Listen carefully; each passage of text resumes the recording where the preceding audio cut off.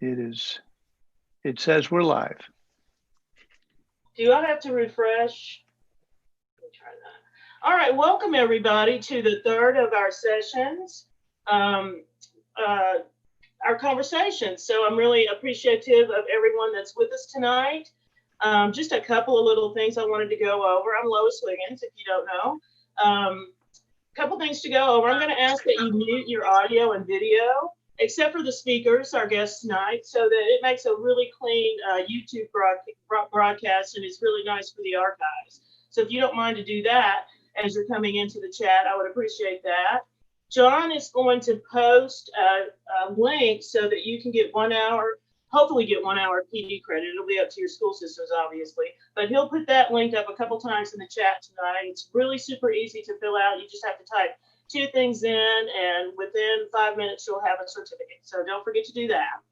I really appreciate, again, I've said this every time, all of the outreach and the comments and the support and the questions that I've gotten from my colleagues over the last several weeks pertaining to education of African American and the acknowledgement of the KMEA sentiment that Black lives do matter. I really appreciate that, and I hope you'll keep it up, because it's really very encouraging to me, and I know it's very encouraging to my colleagues and my friends and everyone. So please keep that up, and please ask questions. Please ask questions and have conversations like we're having here tonight. I think that's a super way for us to grow.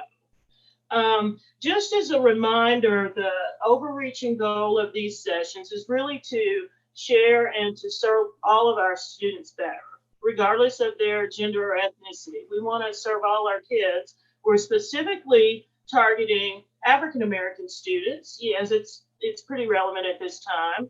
And I've had some fantastic conversations with friends and colleagues across the state and in this immediate area about this subject. So I'm excited about it. I was very leery at first because it is quite a sensitive topic for some people.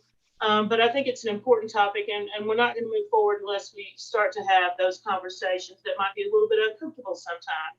It's going to be something that's going to make us better teachers and better people. That's for certain.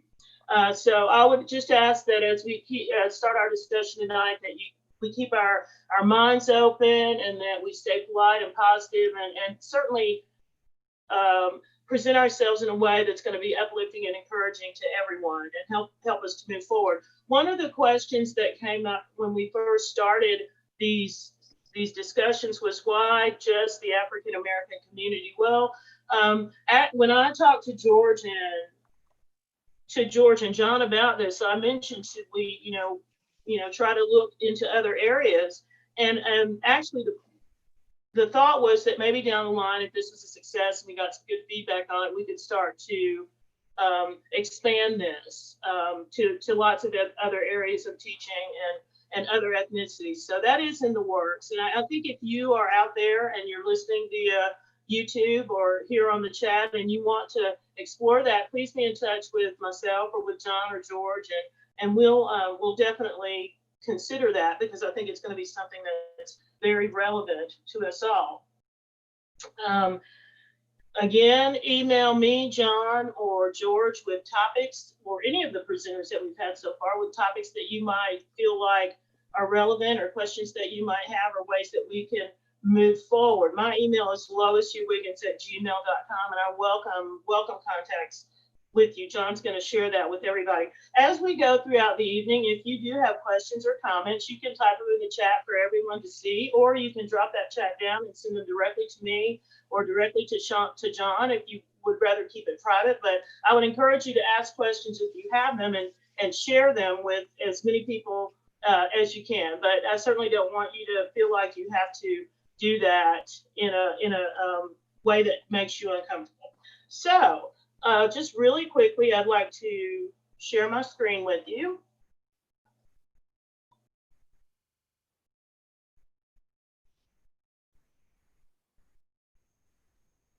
I hope I'm sharing. All right.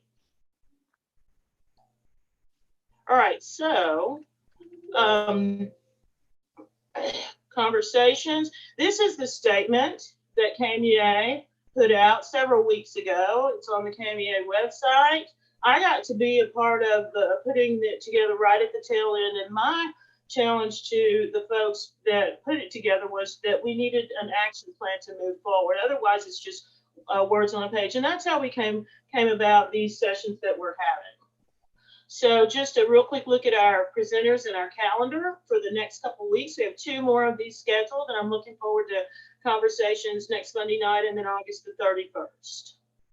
So our goals, again, are to share our stories, provide insight into improving instruction in a way that will highlight the cultural diversity of our ensembles and classrooms, help to validate our teachers and students of color, recognize our role in opposing systematic racism, injustice, and oppression that exists in our society, and then strategies to increase our cultural sensitivity. In each session, I'll always start out with just a little brief talk or give you any updates that we need to have. About 30 minutes of our guest commentary. We're going to leave about 10 minutes at the end for questions and comments. So I hope that you guys are not quiet and will join us. We've already talked about muting audio and video as you're entering the sessions. That's going to help us have a nice clean archive on YouTube. You can raise your hand or send a message via the chat anytime if you have a comment or a question or needed clarification. And then you'll also have the opportunity to ask live questions or submit them via the chat feature. And again, if you'd like to send them directly to me or John, that's fine if you want it to be private. These are archived. So John's been really good about sending out links to the membership where you can go back and listen to sessions, or if you see something or hear something and you forget, you can always go back and check it out again. And I'd encourage you to do that. So tonight, I'm so excited that we have 2 really what I just consider fantastic young educators with us tonight. So just really, really pleased to have 2 folks who I consider brilliant young teachers. I was sharing with them as we were getting ready to start tonight how encouraged I am by the young folks who are in the education profession and all the things that they're doing and how diligent they are about just moving us forward. So tonight we have my niece, Melanie Wiggins, and Michael Stone from Bourbon County High School, and I'm going to let them to get us started by telling us a little about you. So welcome to Michael and to Melanie. And I'm going to start by having Melanie, if you want to go ahead and unmute. Melanie, why don't you share with us a little bit about your background, other than the fact that you're my brilliant niece. Sure. So hi, everybody. I'm really happy to be here. My name is Melanie Wiggins, and I am originally from Augusta, Georgia. And I actually currently live in Detroit, Michigan. And I teach, I'm going into my 7th year of education, and I teach 3rd grade math at a school called Brenda Scott Academy here in Detroit. What else should I share? So I'm a part of an alumni educator fellowship here in Detroit, where I'm working on pursuing my national board certification. And then we spend a lot of time in that fellowship discussing culturally responsive teaching, anti-bias education. That's definitely a huge passion of mine, and something that I'm trying to grow and improve at as well. So that's a little bit about me. So Melanie, where did you get you got your undergraduate at UGA, right? Yeah, and, yes. And would you share that about how you got into teaching? Because I know you went through the Teach America program, which is, not a real common thing to do, but a lot of folks are doing that. Yeah, so I got my undergraduate degree in middle grades education from the University of Georgia. And in that experience, I was familiar with the Teach for America program. And like you said, Lois, like it's definitely not a traditional path, especially for someone who has already has an education degree. But I was really just kind of looking for an opportunity to go somewhere new. And I knew that like that experience and that organization would provide me a community and a support system as I was entering the field of education. So I've been here for going on 7 years. I did get my master's degree from the University of Michigan in urban pedagogy I can't remember the year. I guess it's been a couple years now. That's wonderful. Thank you for sharing, Melanie. And I hope that, you know, just with Melanie giving us a little bit of her background, how you can see that she's very pertinent to the conversation that we're having here. And so I went to her right away. Michael, unmute yourself and share a little bit about your story and how you got to where you are now. Well, hi everybody. I think most everybody on this call knows me, but I have no problem reintroducing myself. I'm Michael Stone. I am the band director at Bourbon County High School in Paris, Kentucky. I grew up in Cynthiana, Kentucky, went to Harrison County High School, and I was one of the lucky few, I phrase it that way, that I had a slew of band directors before I graduated high school. And I got to learn a lot from each of them. After high school, I went on to EKU and I got my undergrad in music education. And then I went back, also was in the trumpet studio, I should add. And I went back and started my career at Harrison County teaching choir there. And then about halfway through my second year there, a job opened up at Bourbon County at the middle school. And so I took that job as the band director. And then once Eric Hale retired from the high school, I moved up to the high school and I've been there ever since. And in that time where I started teaching, I also got my master's degree in music education from EKU again. Wonderful, wonderful, wonderful. And you said you were a Harrison County grad, right? Yes, ma'am. Harrison County, awesome. Man, well, I don't want to start talking about band, but you know, so some good stuff, going there. So tonight we're going to start our session with my niece Melanie. One of the big topics that's come up, or big questions that's come up, is that people want resources for reading and just enlightening themselves. And with Melanie's degree in urban pedagogy and with what I know is her passion for that, I'm going to let her start our presentation. So Melanie, it's all yours. Thanks again for taking the time to get this together for Auntie Lolo. Awesome. Of course. Yeah, I'm super excited. Yeah, like I said, this is an area that I'm super passionate about, and it's something that's become more and more like a huge priority in my practice as a teacher is, you know, being a culturally responsive educator, being an anti-bias, anti-racist educator. So I'm just going to share some resources that have been really helpful to me and just can kind of like dip your toes into this work. So I'm going to share my screen here.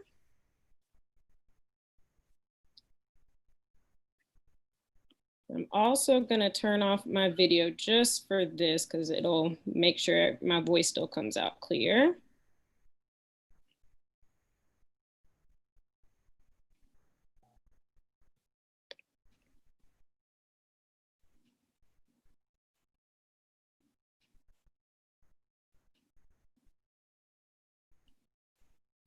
Where is it?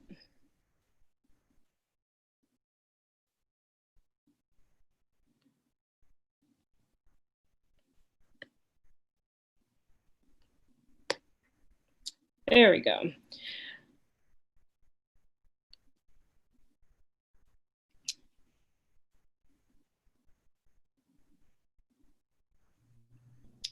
All right, so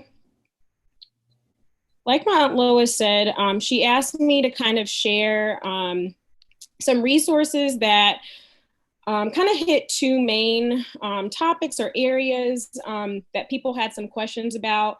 The first being creating like an inclusive and supportive learning environment for students of color, and then also like attracting students of color to your schools and programs. And I'll first just name like that these two things are very much intertwined. So when you have a school environment, a learning environment that is inclusive and supportive of students of color, that is going to, you know, spread by word of mouth so that, you know, parents and families are more interested in involving them in their programs. And then also, like, I want to just kind of give a caveat that most of these resources don't speak like specifically to virtual learning environments, but they certainly can be like adapted to virtual classrooms, as we're all probably trying to figure out right about now. And so I think just keep that in mind, and just think about like, you know, so many of these resources just help with like the mindset shifts that a lot of us as educators need to have in terms of being a culturally responsive educator. But then these resources also do include like more concrete strategies. So those things kind of work together. You want to have the mindset as the foundation, and then that leads to picking out really helpful strategies that help you towards that goal. So I'm going to talk about some resources that are first school focused, and then we'll go down to like the classroom level. And the reason why I felt like it was important to share resources that are at the school level is because we definitely don't want to minimize the impact that we have as teachers to advocate for our students both in and out of our classrooms. I'm sure that like, you know, all of you all on this call are teacher leaders, whether that you have a specific position or you are just like an advocate for your students. And so these are resources that you can not only use for your own personal use, but also kind of lift them up to inform conversations that you have with administrators at your schools. So the first one is an article called Moving Beyond Tolerance in Multicultural Education. And I think I came across this article in high school. It's quite old. I think it was written in the 90s, but it's still so relevant. And it's really cool because she actually, the author, takes you through kind of a snapshot of, I think, 5 or 6 different imaginary schools that are all along the spectrum of multicultural education. So at the lower level, you have a school that is, you know, not very multiculturally sensitive. And then she works all the way up to a school environment that is incredibly multicultural and talks about what's going on in the classrooms, what's on the walls, what are teachers doing. And so I pulled out a quote from this article, and this quote is within the description of the school that is the most multicultural. And it says, teachers take very seriously their responsibility to teaching complexity. Thus, students have learned that there are many sides to every story. Students have been encouraged to be critical of every book, newspaper, curriculum by asking questions such as, who wrote this? Who's missing in this story? And why? And so that's like a super powerful strategy to, you know, help all students, you know, really be critical thinkers about like who's writing this, who's providing the narrative, whose perspectives are missing, and kind of what implications that has. Melanie, I wanted to make sure everybody understood. Melanie's going to share the links to all of these. So if you're concerned about writing these titles down, we'll get all of the links to all these articles out to you. Yes, thank you. As soon as I finish, I'll post all the links in the chat as well. So the second resource is a school equity audit that's really detailed. And this is just like a screen grab from just part of it, which is a really good tool for schools to use to think about how they're being equity minded, and just some good like questions to kind of chew over. For example, is the student code of conduct applied fairly and equitably to all students? Are materials, notices, and other school communication available in multiple languages, Braille or audio versions as required? So this is actually a very, you know, kind of concrete, action-oriented tool that schools can use to make sure that they're being, you know, creating an equitable environment. The next article is titled Why White Students Need Multicultural and Social Justice Education. And I thought this one was important to include because I feel like, you know, a lot of the times when we're talking about equity and being culturally responsive, we really put a lot of focus on Black and Brown students and that we're doing all these things for them. And like, that is definitely the case, but white students can be, you know, can be just as positively impacted by multicultural education. And in fact, it's really important to make sure that they are included in that type of environment, especially when we're talking about, you know, teaching students and raising students to be people who are equity minded and who, you know, have this focus on justice. So a quote from this article is, "A common myth regarding multicultural education is that it is about helping students of color see themselves within the content. But multicultural education is about more than just race. It refers to any form of learning or teaching that incorporates the histories, texts, values, beliefs, and perspectives of people from different cultural backgrounds."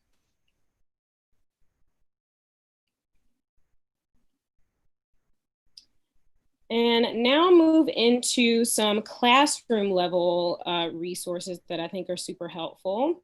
And I just I pulled out this quote, and now I can't remember where I got it from. It must have been a webinar or something last week, but I just jotted it down because I thought it was so powerful. And it's, too often we think about the physical setup of our classroom as being culturally neutral, when in reality it is often an extension of the teacher's worldview or the dominant culture. So this is really important to think about. And I've been doing a lot of thinking and work around, like, how do we de-center ourselves as teachers? Because we often just unknowingly default to our own identities or the dominant perspective when we're setting up our classrooms.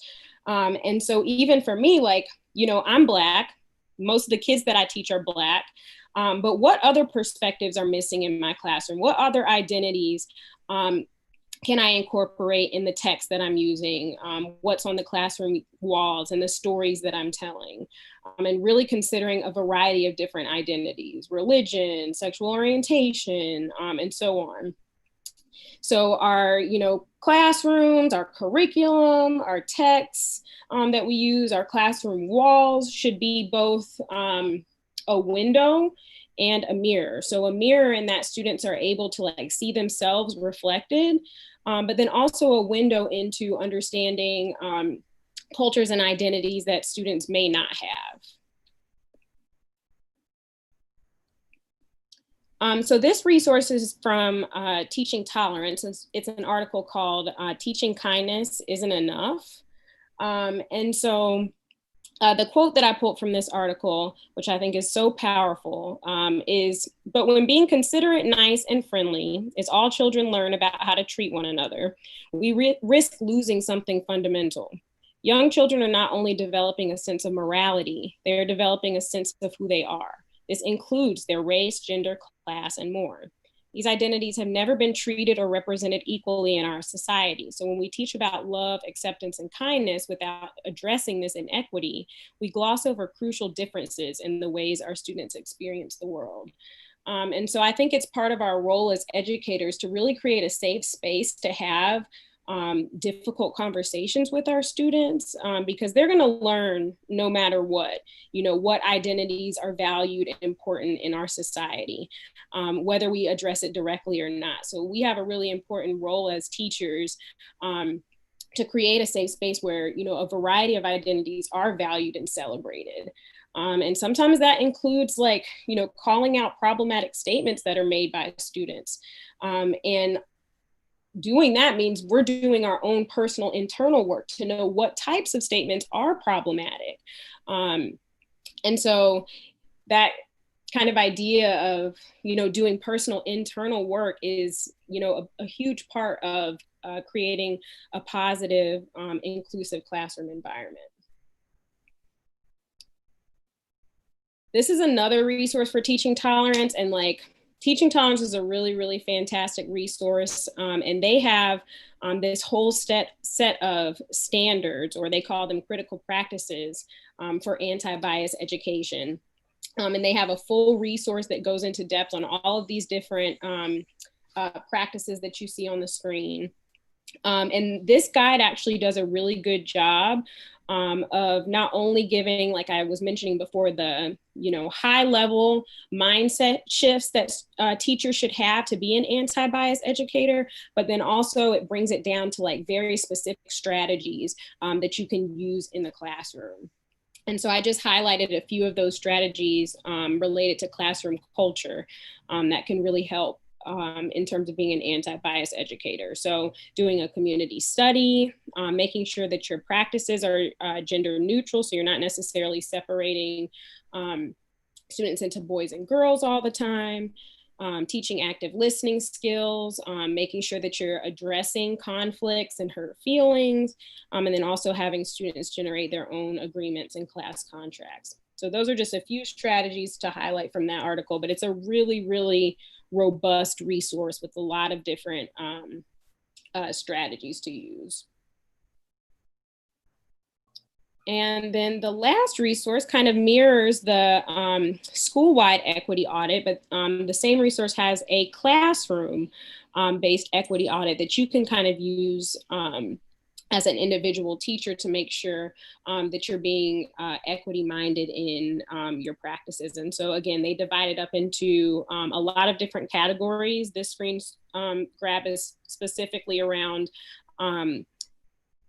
making sure that your instructional strategies are very equity minded. So thinking about English language learners, thinking about providing support to all students based on their individual needs, things like that. So this is a really kind of good tool just in, we're all in this time of planning for the school year, of thinking about, what are some of your areas of strength, and then maybe what are some areas that you can kind of, plan around and improve. So that is it. I know I did a lot of talking. I'm going to post all the links, but hopefully that was just kind of a good, primer, and gives you some good resources to kind of go down the rabbit hole. It's a very small subset of all the, work and resources that are out there. Yeah, hopefully that was helpful.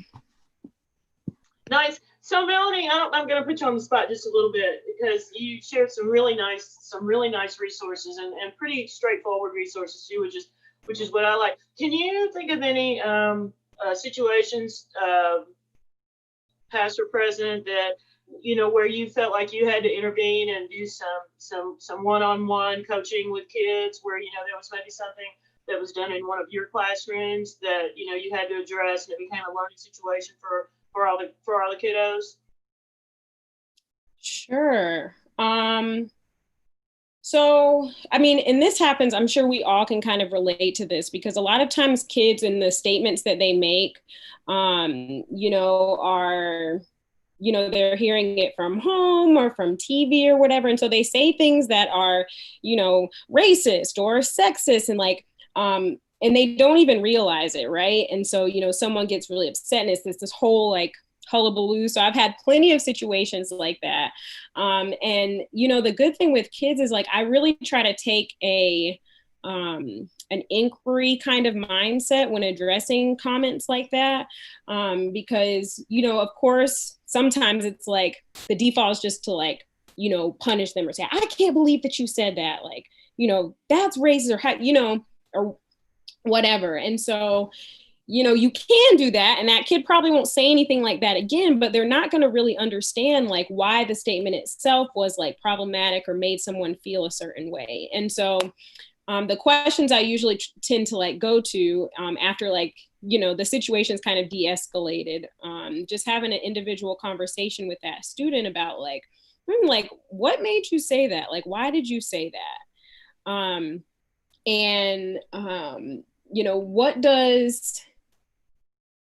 Where did you hear that? Or what does that statement, how do you think that statement made this person feel? And a lot of times you'll get down to the root of, where they got that information from, or that they didn't really mean it.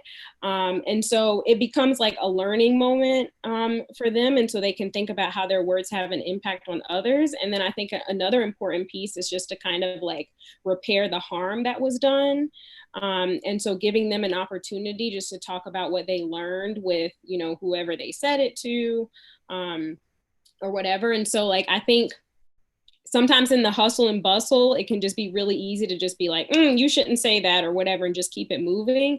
But as much as you can, even if it's not right in the moment, have a one-on-one conversation with that student and really have them get down to the root of their belief, and even maybe even sharing your own perspective or reaction, and can be really impactful for students. So they really understand the why behind why somebody got upset, or why that, isn't, isn't something that you want to say to other people.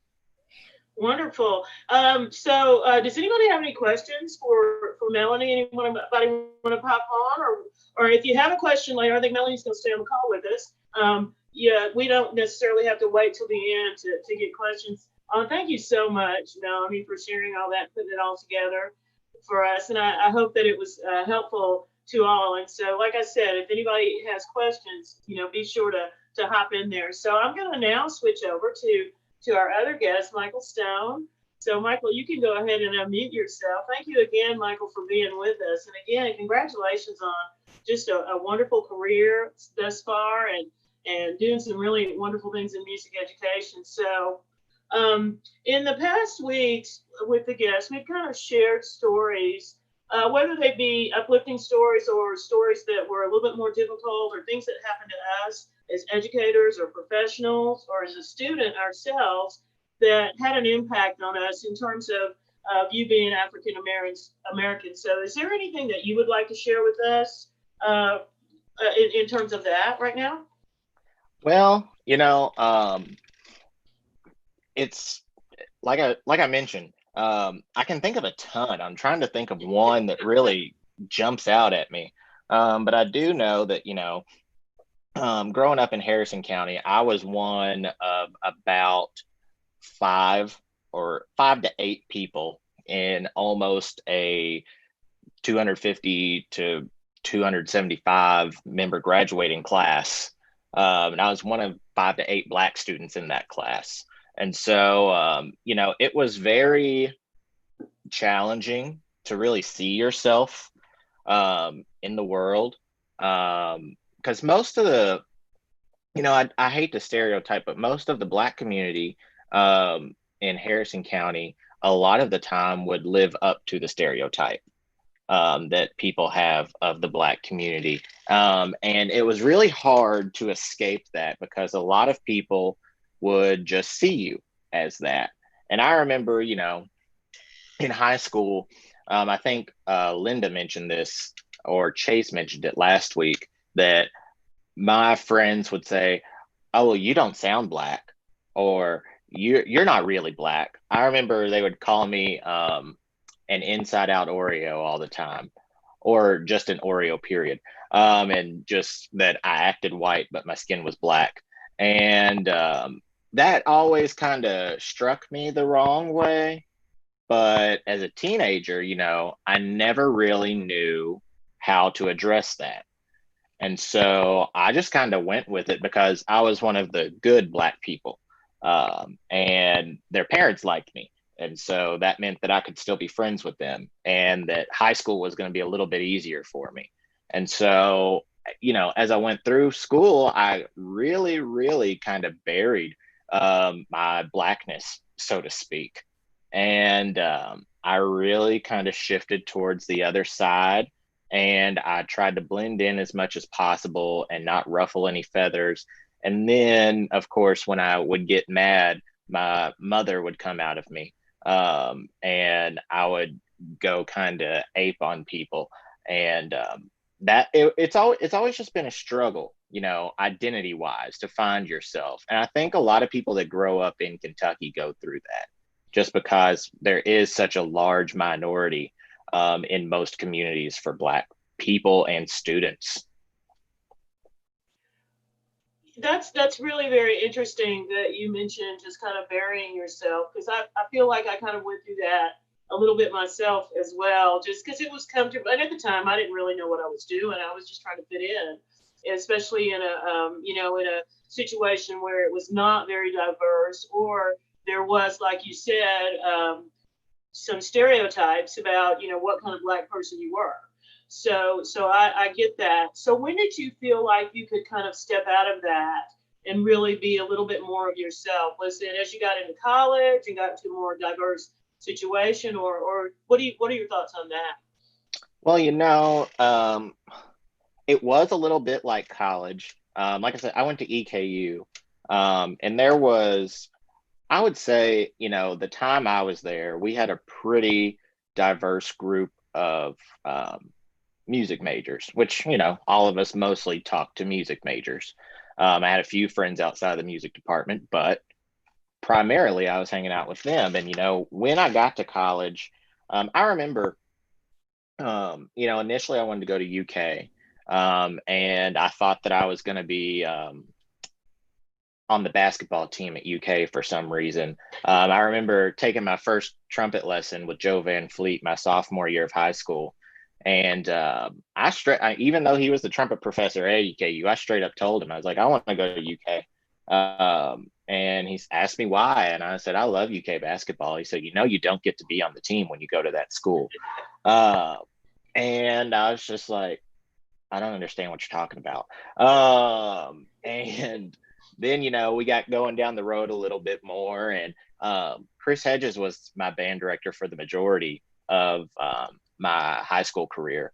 And I remember when I was starting to look at colleges, you know, he really took me under his wing. I had an absent father, and my godfather, he really stepped up and took the role of that. But he lived in Lexington, I lived in Cynthiana, so I didn't see him every day. So Mr. Hedges really stepped up, and he became my dad when I was in 8th grade. And I remember he really tried to steer me towards somewhere where that would be a little more culturally diverse.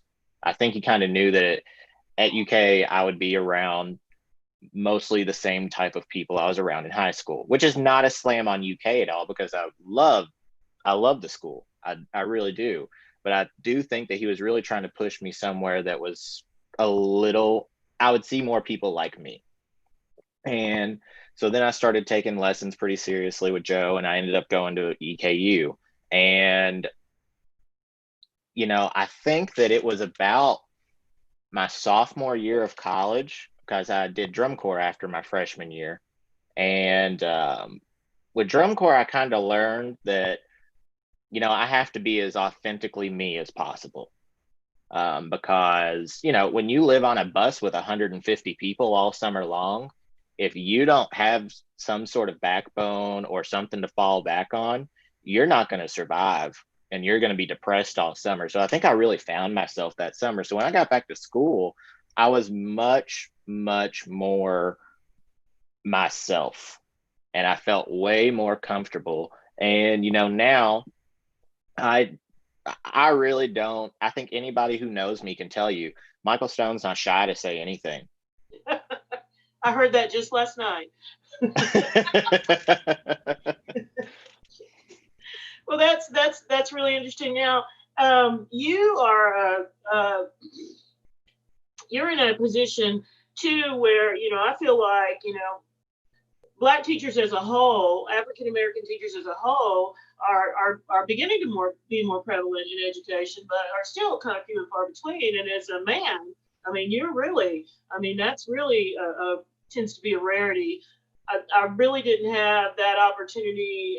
When I came to Lexington, it was so much more diverse, and I was just like, wow, look at all these people. This is crazy. So what's that been like in terms of your students and being there? Is that, and I don't know the socio or the ethnic breakdown of the Bourbon County schools, but what's that like for you there? Well, you know, it's actually kind of funny. I was thinking about that the other day when I was thinking about this conversation. And I remember my first year of teaching at Harrison County. I got hired like 3 days before school started, had to learn how to teach real quick, a subject that I'd never taught before. So it was fine.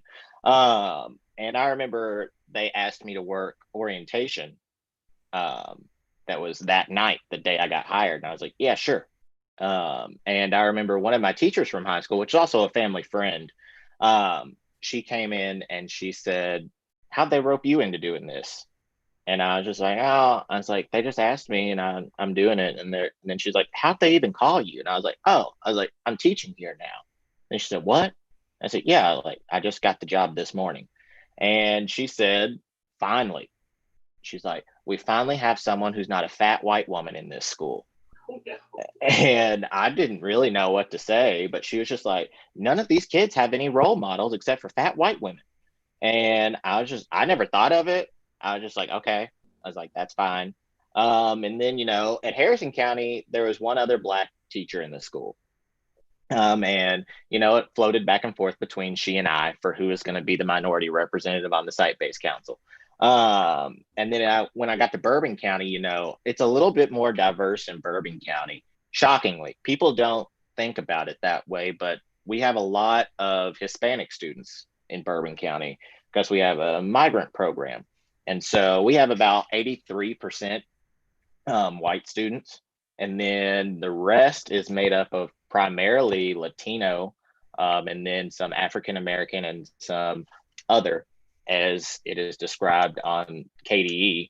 And, our band is actually about 30% children of color. And so I feel like with them, I really get to be that role model for them every day.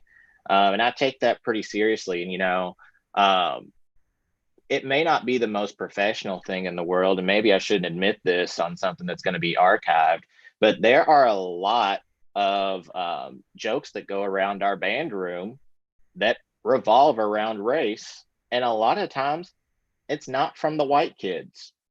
And like our Latino students, they kind of band together, and the Black students band together, and the white kids band together, but they also intermingle with each other. And, I've really tried to create a place where, I don't know about everyone else, but I hate the phrase, I don't see color, because yes, you do. I'm sorry, but you're lying. You may not judge people based off the color of their skin, but you see color. And so I've really tried to not make people see that in a negative way, but celebrate the different cultures that we have in our band program. And, it's not even just, that even with some of my students, they come from multiple different cultures. And so we try to bring attention to those things in a positive way so that we can uplift those things, kind of like what Melanie was talking about, not just trying to push it aside, but really celebrate it so that everybody can see the different types of cultures that are sitting around them. I think that's great. I'm glad you brought that up because it really hasn't come up in our discussion about that phrase, I don't see color. Well, I'm in the mindset of you, I want you to see color. I think if we see color in a judgmental way, then it is bad. It is very negative. But if we see color in a way that's going to enhance that person's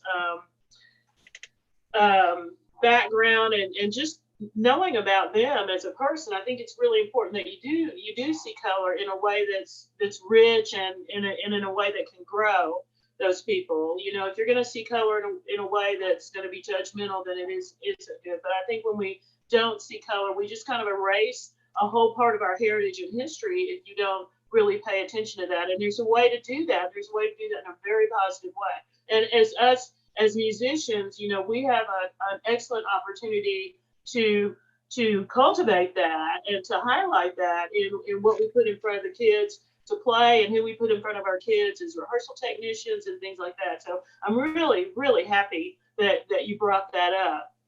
And, I'm pretty honest with my kids too. Because, my mom taught me from a really early age that I was going to have to work 3 times as hard to get half the credit. And I'm really hard on my students about that. Because like I said, I have a very large population of Latino students, and I know how the world views Latino people.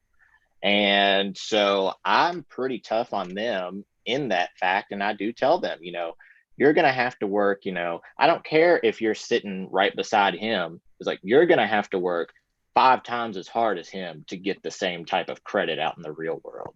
Like, if you want to be really good at trumpet, then you have to be way better than he is. It's like, I'm not trying to do anything, unethical, but I want you to learn how the world is going to view you. Right. It's important that those are honest statements. I certainly went through that as a young trumpet player, not so much when I was in high school, but definitely I felt that way in college, was that I really had to work very hard in terms of just, being so much better than everybody else, to be viewed as equal with everybody else. It was really, that was something that was always in the back of my mind, that I had that I struggled with, and I had to, just make myself always feel like I had to be better. And, heaven forbid, I, made a misstep, because then, boom, it went down. And as we talk about that, I think that one of the things, I was originally scheduled to share some tonight too, but then I was able to get Melanie, so I'm not going to be able to share as much, but I do want to talk about expectations of our kids, because Michael, you and I talked about this way back in the summer when we were putting this together, in terms of expectations, and you really kind of brought that up in your conversation with your kids, and in terms of how the world's going to view them. Do you at times feel like it's easy to have lower expectations, depending on kids' race or their gender or their behavior, or a combination of any of those? How do you feel? What are your thoughts about that? Because I know you and I talked briefly about that earlier. Oh, 100%. And still at Bourbon County High School, I am one of 2 teachers that are people of color. And we just hired a new one. I say a new one, that sounds awful. A new person last week. And, I've had these conversations with with other teachers, and they say, unknowingly, not really knowing what they're saying that, oh, well, they come from this park, or they live in that trailer park, or the Latino kids don't understand blah, blah, blah, or the Black kids don't. And I'm just like, can we shut that up? Because I'm pretty sure you all are cheering for all those kids at the basketball games and on the football field. And so why can they not be just as successful in the classroom? You're giving up on them that easily. Yeah. And so for me, like I said, I push those kids hard. Of course, I push all my kids pretty hard. I kind of see where their limit is, and then I take them to it just about every day. But I really do. I'm way harder on those kids, and then they get frustrated with me. Now, I'm lucky. All the kids that I have in the high school band program now, I had in middle school.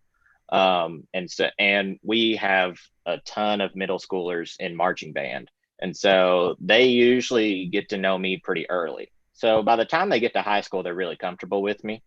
And I mean, they'll bark back at me a little bit. It's more, I try to make it more like a family situation, and I'm just the dysfunctional dad in all of this. And they fight with me like they're my actual kids. And they'll ask me all the time, why are you being harder on me than anybody else is? And I was like, first of all, it's not my fault that nobody else in this school teaches. It's like, second of all, I said, you have to be better than what you're doing. And they don't understand it, because society does look at them a little bit differently and says they can't succeed as much.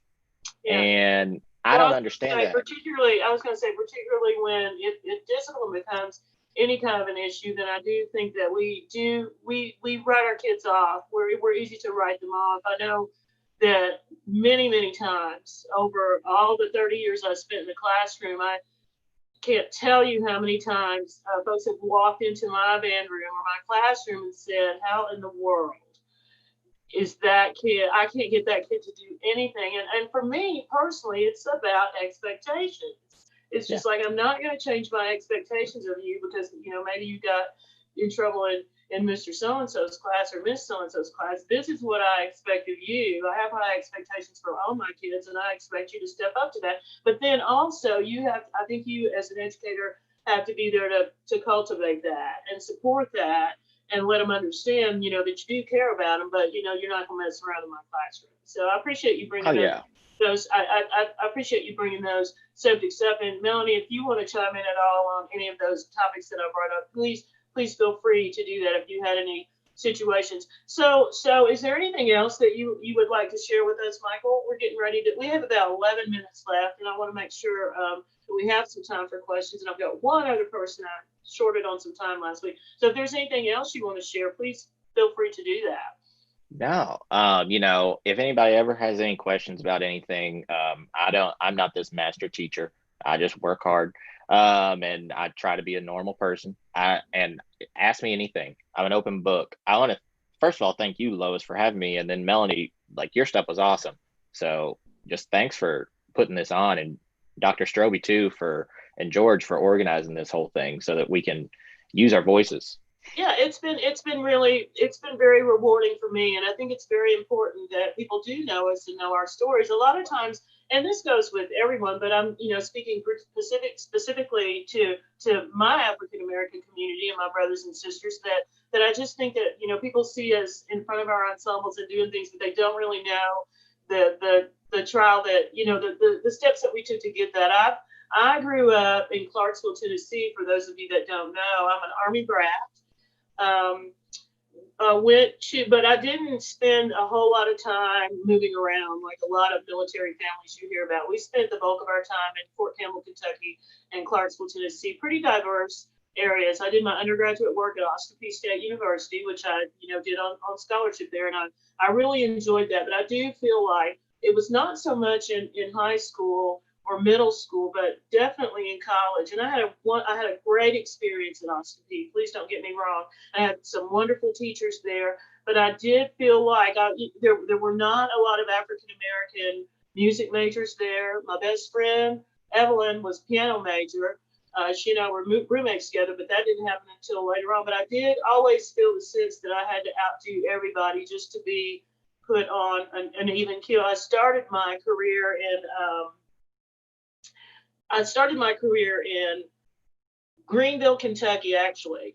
So I was Troy Stovall and James Gregory's band director, and that was not a bad experience. I had a lot of issue with parents. I want to say more issues being a woman in those early years than necessarily being a Black woman, because it was not, there were not very many men in the field back when I started out. And then from there, I think I've shared that I was at Daviess County and Madisonville, which was a good experience, except that town had a lot of racial issues. There were many times that students, the whites against the Blacks, there were going to be race riots and things like that. We had a lot of trouble with that. I remember the principal asking me if I would speak to the whole school and get that fixed, because there weren't a whole lot of Black people on staff, which I felt totally unprepared to do.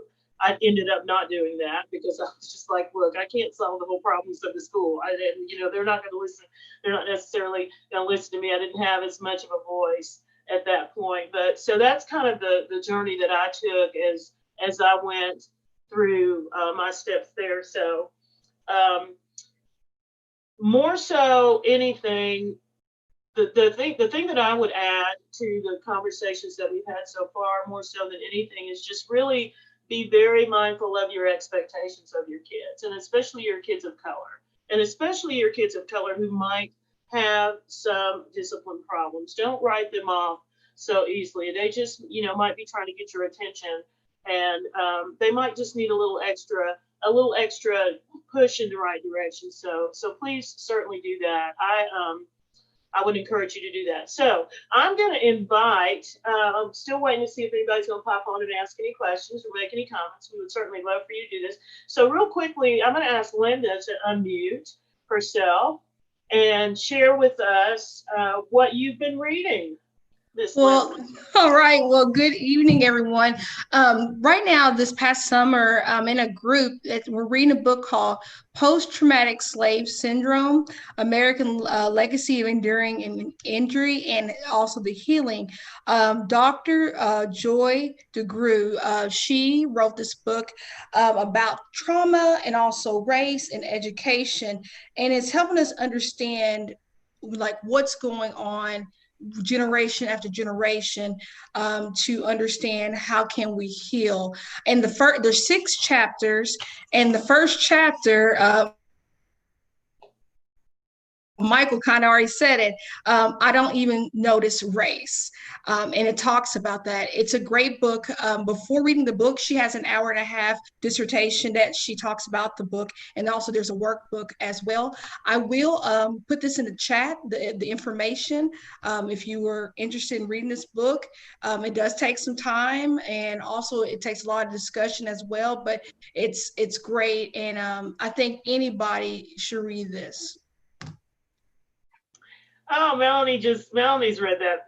Are you referring to the book that Linda just had? Yeah, go ahead. Yeah, I haven't read it, but I literally was on a call right before this one, and it was a presentation on trauma-informed teaching, and the book was brought up, so it's like even more on my radar now. Awesome. I'm glad to hear. Yeah, that's very good. And I'm just gonna hang on and see if anybody's got any comments or questions. I did write myself a note that a question came up last week about our teachers as we were growing up. I didn't have any Black music teachers. I did student teach with Imogene Burnett. Whew, man, she was just like the name sounds. She was like a mama to me, and she didn't let me get away with anything.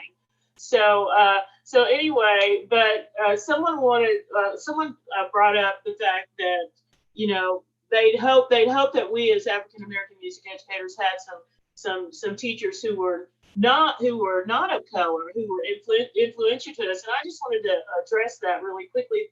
Absolutely we did, because I don't think any of us, it's not a diverse teaching community. It's getting more diverse, but it's just not very diverse. And it was certainly not very diverse in that regard when I was coming through, because I'm kind of a dinosaur now. But yeah, certainly we had teachers that influenced us that were not of color, and thank goodness for those people. What we're looking at now is ways that we can maybe not necessarily have the experience that some of us had growing up, where we didn't see very many teachers of color or who looked at us. And Chase Miller shared a wonderful story about seeing African American man playing clarinet and what a big influence that had on him. And I've talked a lot about my sister's influence on me. I got to see her having fun in the band and playing an instrument, and I just wanted to be like her. And I really wanted to be like her, and it fit me to a T, because I was a terrible athlete. She was a great athlete, awesome track star, not Lois. Couldn't do that at all. So we're getting close to our time, to the end of our time together tonight. I want to thank everybody for being with us. John just posted a link for the PD certificate. You can get up to an hour PD credit. And like I said, it's super, super easy to fill out the form, and I appreciate that. I want to again thank George and John for giving me the opportunity to bring all these voices together. Next week we'll be with Darren Abram and Dee Walker. I hope you guys will spread the word and put it on your social media. Also, like I said, John's been really good about sending out the links to these, and I think last week's session had 70 views as of yesterday. So I think that's great. So if your friends don't have time to catch it live, then certainly share links with them. So Melanie and Michael, thank you so much for your time and your attention to wanting to broaden our horizon. So if you got anything in closing, that would be great. But I personally want to thank you for taking the time to help us out this evening. Oh, thank you for having us. Yeah. Thanks again. Really cool to be in a room with music educators. I'm definitely not in that realm. So it's just really a privilege. Again, thanks for having me. You did a great job, Miss Melanie. You did. Thank you, Michael. And good luck, all of you guys out there that are doing virtual teaching or getting ready to head back. Hope to see you next week as we keep going. We've got 2 more of these sessions. So everybody have a great night and take care. Be safe. Bye-bye.